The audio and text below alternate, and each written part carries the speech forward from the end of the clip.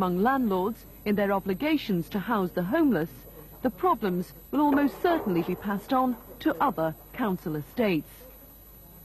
I'm talking about ordinary people being able to live a decent life.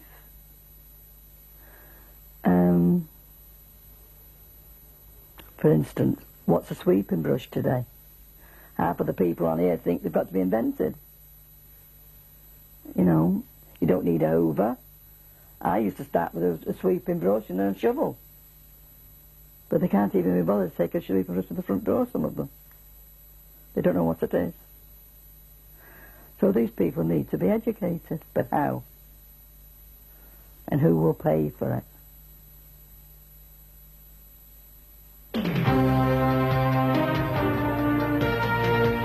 At a film crew on the troubled Monsall estate. The incident happened during the making of a BBC documentary about the estate, which was screened last night. But it seems unlikely that action will be taken against a group of children seen in the programme harassing an elderly man who's since died.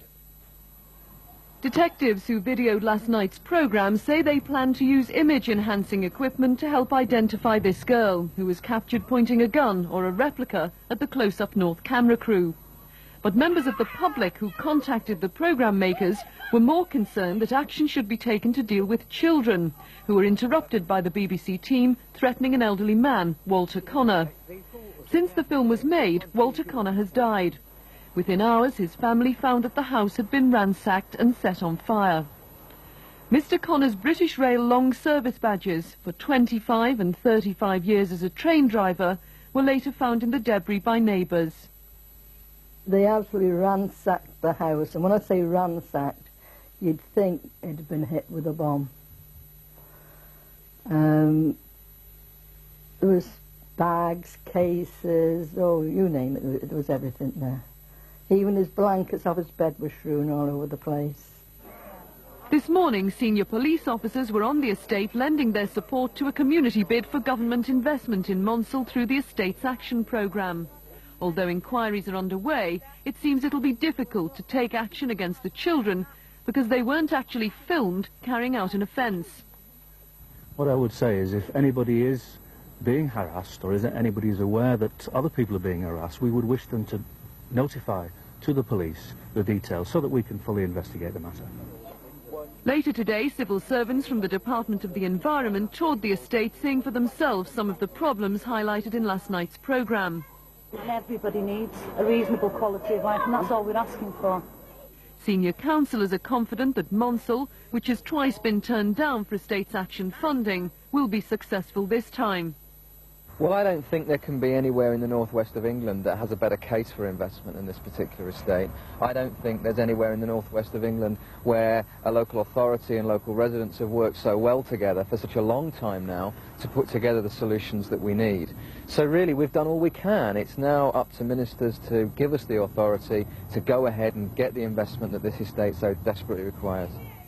The shell of Walter Connor's home is a potent reminder of a way of life which is being swept aside by a new and hostile generation of tenants on some estates. The BBC has today ensured that his badges are safely with his family. Winifred Robinson reporting. Tonight's Close Up North brings residents and the people in power face to face. The programme is introduced by Brian Redhead.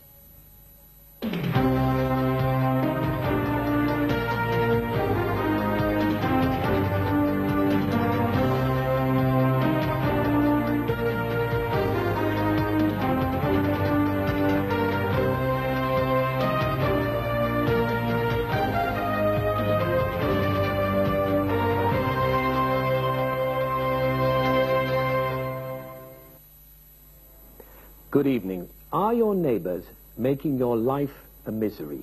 7 days ago, as I'm sure you know, Close Up North reported from the Monsall estate in Manchester, and it was a disturbing picture of vandalism, of crime, of drug-taking, of firearms use, all seemingly out of control. Well, tonight, the programme has returned to Monsall, and here in St. Augustine's Church of England Primary School, at the very heart of the estate, we have brought together people who live here, and they are face to face with the people who have the power, we hope, to change things. Last week's film about life here on the Monsall estate provoked an enormous response. So I think before we even begin discussing the matters, Winifred Robinson should remind us of some of the issues that it raised. Piles of rotting refuse are a feature of life on the Monsall estate. Some rubbish is thrown onto the streets by residents. Larger items come from fly tippers who travel in specially from outside. These people need to be educated, but how? And who will pay for it? Vandalism is another problem. Homes are flooded when thieves rip out boilers and piping. Properties are then wrecked by children. It's just annoying sometimes that you see these properties being wrecked like they are, when you've got families who are waiting for the house. Levels of crime make life unbearable for some people, particularly the old and vulnerable. We intervened to stop an attack on this man. He's since died. Hours after his body was brought out, his house was ransacked and set on fire. While we filmed from a tower block, a young woman threatened us with what appeared to be a gun. A centre for mentally handicapped children on the estate has been burgled 16 times. It's claimed the police are slow to respond. The telephone system can't cope with the number of phone calls they get, they tell me. So they're having to change that, and I think they've actually changed it now.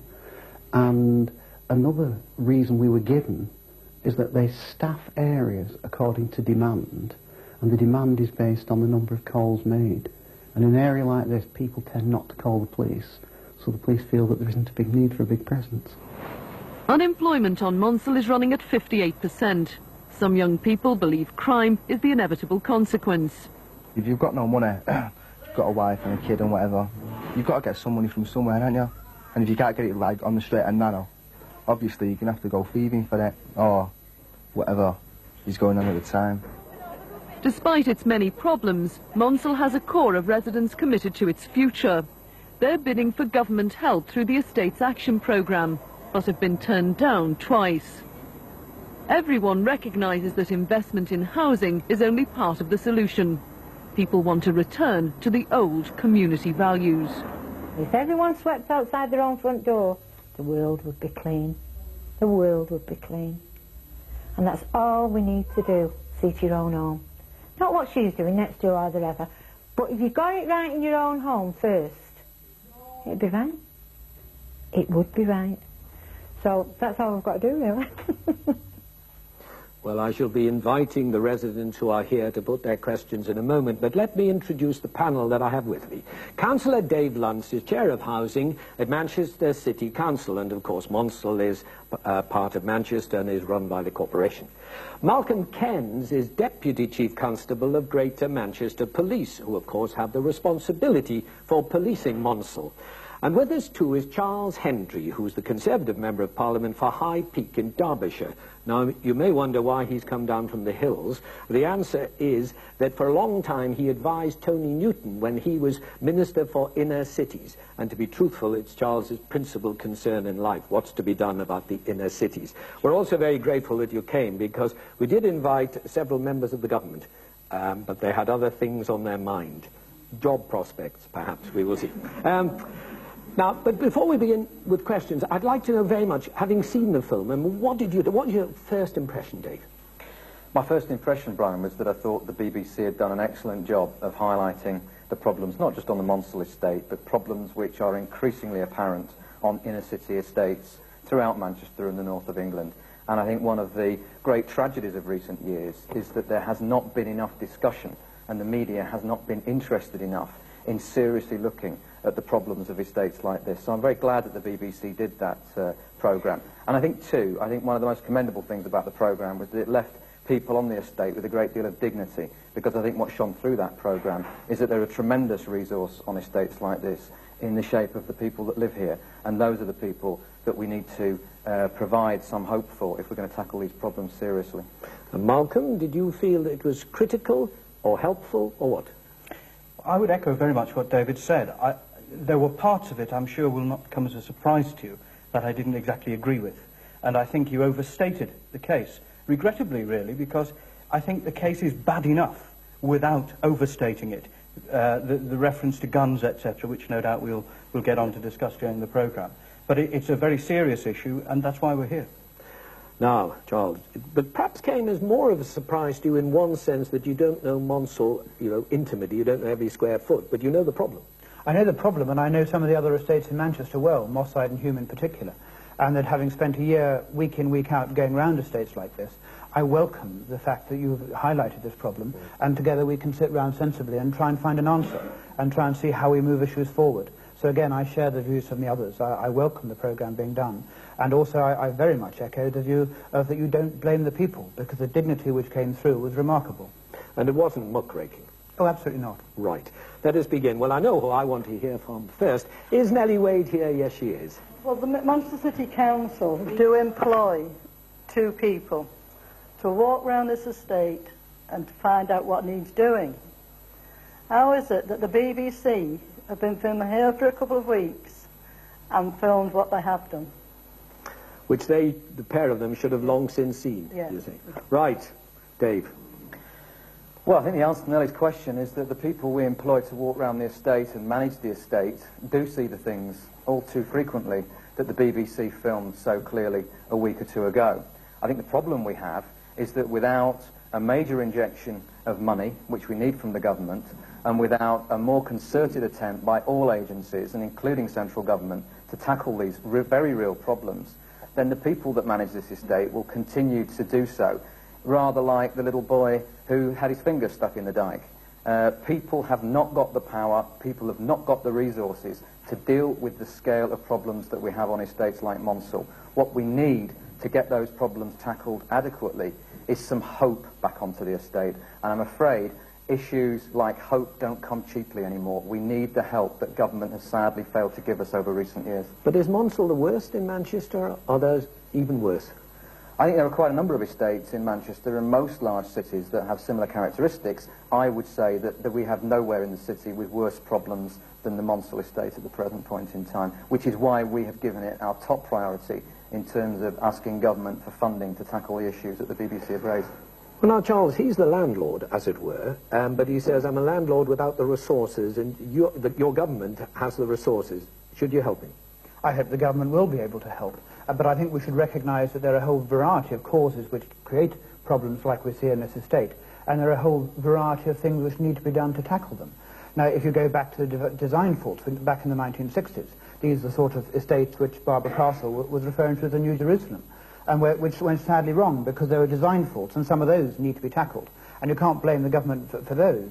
But in terms of the money, certainly... Just a word of correction, though. All governments went through that period at the time. I mean, I was a planning correspondent for the Manchester Guardian in those days, and I kept saying, but people don't want to live in things like that. They want to live like that. I wish they'd listened to you then, Brian. I wish they had. But if you look at what's happening now, this year 34 million is going in from the government into Manchester. In addition, another £7 million through estate action elsewhere in Manchester. And the reason why this estate didn't get estate action in the past was because it wasn't your top priority estate in Manchester. Now that you've made it your top priority estate, I hope there'll be more success from the government in actually putting money into it. Would it be better to tear it all down and start again? I think there are people who see this as their home and their community, exactly. And there are certainly elements which may need to be pulled down, but then there's enough here to be building upon, and I think that we should work with what we've got rather than creating a New Jerusalem. But can we turn to the tenants and the people themselves? What can people do? In the film, I think it was Bernie Wood who said what I thought was a very interesting point. I said in the film that I believe that the problems are all in your own home, and if you sort out your own home first, then everywhere should be okay. And I believe that as a parent of 5 children. And my kids today are responsible human beings, citizens, but only by the grace of God. My elder children were helped to leave the family home. Now address this to you, Charles, with the DSS payments. This is just what I think anyway. When my kids wanted to leave home, children grow up, they become adults, and they're in the family home, and it doesn't wash. You've all got different opinions, different ideas. So there's arguments, and I believe some kids go out of the house and then get with peers who are with drugs and things like that. And that's how they can get caught up. So the DSS stopped these grants. I helped my eldest 2 kids to find flats and houses and leave the family nest. And like I say, today they're responsible. So all that's finished, and like I say, the dole isn't enough. And so the government should be cutting the 2 pennies, more than the 2 pennies in.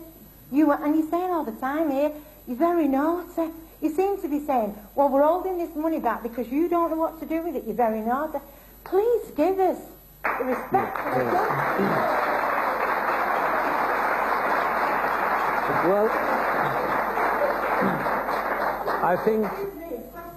Yeah, go on there, yeah. You're as bad as me. Yeah, no, the question is, how do you think we could get people seeing what happens in their own homes and parents to see what the kids are doing and give them hope and be there to listen to them and everything? How can we get that sorted out? Can I ask... Just before you play, can I ask the headmaster a question too? Because you see this as well. And particularly we're in St Augustine's Church of England primary school. Ought the churches to play a greater part too in helping people? I mean, is there an element of, for want of a better word, wickedness as well as deprivation in what goes on? Or is that just a silly excuse, and if they weren't deprived, there'd be no wickedness? You sound like you're quoting our present Secretary of State for Education. Yes. I've been here 10 years now. I've worked at this particular school for 10 years and 20 years in this area. The people round here, the children round here, are no different to people and children in most other parts of this country. The difference is they don't get a fair deal with the area that they've now been saddled with because of circumstances out of their control. People want to live a decent life, and most of the kids, most of the children, have got the potential to do as well here as anywhere else in the country. And all they want is a fair chance, and I don't think they're getting it. Now, I'd love to hear the police view on this, Monsall. Do you feel, I mean, when they're very wicked, as it were, and become law breakers, you have to deal with them. But do you agree with that? That given the chance, they wouldn't be wicked? Yes, I do. I think the truth is that many children commit acts which are antisocial, perhaps, which older people find difficult to live with, and they can be a real pain. They can be a nuisance. A smaller number commit crimes, and a much smaller number commit serious crimes and commit a lot of crimes. What we've found here, as in most parts of the country, I think, in recent years, is we're facing a very real problem with a persistent juvenile offender, and it is extremely difficult for the criminal justice system to deal with them. Many of the scenes we saw in the film last week, I think, were committed by children, many of whom were under the age of criminal responsibility anyway. They were very much children rather than young offenders. And the difficulty we have in dealing there is we really need to work with all our agencies, with society, with ourselves. You introduced us earlier saying the people with the power. From our point of view, we are enablers and we assist and we respond, as we were talking earlier about the emergencies, and we respond to deal with crimes. But in terms of actually solving the problem, we have to do that by mobilizing communities to police themselves and work with other agencies. And indeed, that has been happening here for some years now. I must make the point that although we're all sitting here in response to the film last week, it is not the case that the work on this estate has only begun since the BBC were filming here. There's been a lot of good work going on here for some years. And it is, there's no doubt, I think things would be an awful lot worse had that not been the case. But we're still, I'm afraid, a good way away from finding simple answers to it. You wanted a word? It's been stated in the film that there's a 58% unemployment in this area. And that is going to get worse. I firmly believe that in the next 2 years that could be 80%. The people round here are living, the majority of people are living on low incomes. If it's a young person claiming unemployment benefit, they're going to get £42, £43 a week. To run a home on £42, £43 a week is absolutely ridiculous. You can pay that much a week to your gas. If you sat in all day and all night, you can end up paying £20 a week gas, £10 a week electricity. There's 58% unemployment. I got one or two examples here, if I may. Yes. £1.50 an hour. Now, who wants to work for £1.50 an hour? That's no encouragement for our youths down there. £1.50 an hour. No wonder they want to stop on the streets. There's another one here. £67.50 a week. Well, it's a little bit better, but still not a livable wage. Some of you today are getting married really young, and how do you expect them to fetch you £67.50 a week? What I'm talking about the youth, it's not just the youth unemployed. Only once did I find a job where it said between 16 and 50. I haven't seen a job over the last 3 weeks where 50 plus. You know, the jobs that's been advertised today are scandalous. No wonder these lads here can't get the jobs and a decent wage. So, would it be fair to say that two statements are true? But quoting Markham, that yes, things have been done.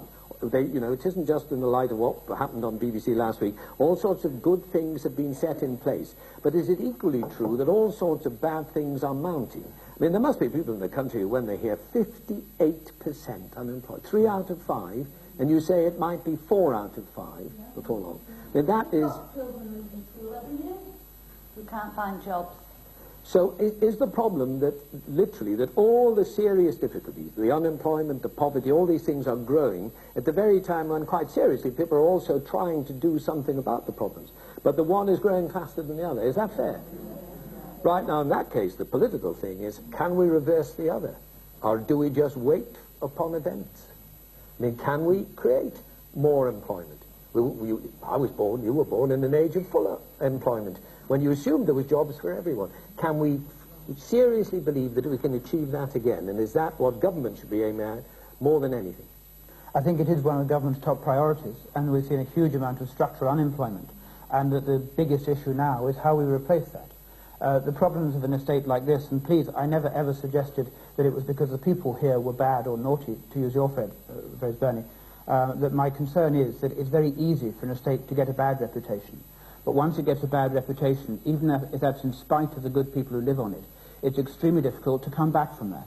And people who then write off for job interviews, as soon as it says Monsall Estate on it, then they don't get an interview. And we have all of that, have that in constituencies around the country. Yes, we've got to get jobs back here. To me, one of the most hopeful aspects is Manchester's Olympic bid. And if we can start to get something happening on that, which is not far away from here, then just the construction work which will go with that, and the work which goes into the bid, even if Manchester doesn't end up getting it, which we all fervently hope it does, but then that there's a lot of jobs which can be created in that way. But again, we've got to, part of it comes through training. I'm a trustee of a training charity which deals with people particularly from estates like this. And we find that from taking people where unemployment is 50, 60%, we can get 80% of them into jobs at the end of it. So training can help and can work, but it needs a continual pressure. And I mean, I do believe the government has that in mind and is working in that direction. I would very much like to ask Winifred Robinson to say a word here, if I may, because she, as you know, was the reporter on the film last week, and I thought, with great discretion, kept herself in the background and just asked questions and watched. I mean, were you, to be honest, when you went home, did you say, you would not believe what I have seen? Were you shattered? Yes, absolutely. Amazed. And I grew up on a council estate myself, and I spent a lot of my working life walking around council estates, but I do think what is happening here is extraordinary. And I think that the police adherence to statistics, you know, that it is not a high crime area when you look at their statistics, you wonder whether they're walking around the estate with their eyes closed. And I think that to suggest that nothing needs to be done about the management of the estate, that it is just all money, is also an extraordinary statement, because I think you only have to walk around it to see it is not the best managed estate on earth. And I'm sure managed. Explain what you mean by managed. I mean, do you feel that things are just neglected? People turn a blind eye to things? Do you think they blunder and do the wrong things? Or do you think they do nothing? No, well, I think that the people who live here care about the estate and report faults when they arise very quickly. And as we were filming, we saw that. A woman who's in the audience had had the boiler ripped out of the house next door to hers, which was empty. She reported it. 3 days later, we were still filming. It was still leaking. I mean, that is not good estates management. But does that require resources or just a better way of going about things? Well, I hope I haven't given anyone the impression that I'm going to say that everything that the council does on the Monsall estate is done as effectively and as efficiently as it always should be. It's clear that there are sometimes, frequently, failures to manage as effectively as we should do. And it would be quite wrong to think that we're complacent on the City Council about those issues. We're having a radical overhaul of the way that we run estates like this. We're putting more of our own resources down on the ground in local offices. We're having much more locally accountable repairs services. We're doing a lot to streamline the service. So we're not for a moment complacent about that. I think the point I was trying to make was that estates like Monsall, and there are more that have similar problems, even if not quite as serious, estates like this are not going to get the lift they need unless we have a concerted effort from all the parties. That not just only means the police, the local community and the City Council. It means, very, very importantly, having central government on board so that we can sustain a joint effort to turn around the sorts of problems that we're talking about tonight. It can be done, but we are running out of time because what the programme last week showed very clearly is that we have already lost nearly a generation of people who have seen no hope at all for far too long. Can I respond, Brian, to the comment about the police adherence to statistics? Because I really think this is a red herring. I'm not quite sure what you think we're doing or not doing. The point I would make about statistics is we have to police 2.5 million people. In areas where there are a very large number of very serious crimes, we have rather more officers on the ground in first instance. That's what it means. In terms of the service we deliver to the community, we don't just have officers walking about or driving in cars who respond. We do all sorts of other work behind the scene and have been doing on this estate for some time. It isn't a case that we don't care about the Monsall because it is a low crime area, which is very much a point I think that you keep trying to make, and I find it a very difficult one to understand. The people don't report crime because they're too poor to have insurance. So Right. if they're burgled, they don't report it. Can I come straight back? When you say they don't report crime, therefore they don't get a lot of policing, that is not the case. Clearly, if they do not report crime, we can't investigate it. To that extent, individual crimes which are being committed, which are not reported to us, will not be investigated. That is correct. It is not true that the Monsall estate is not policed and does not get a level of police attention.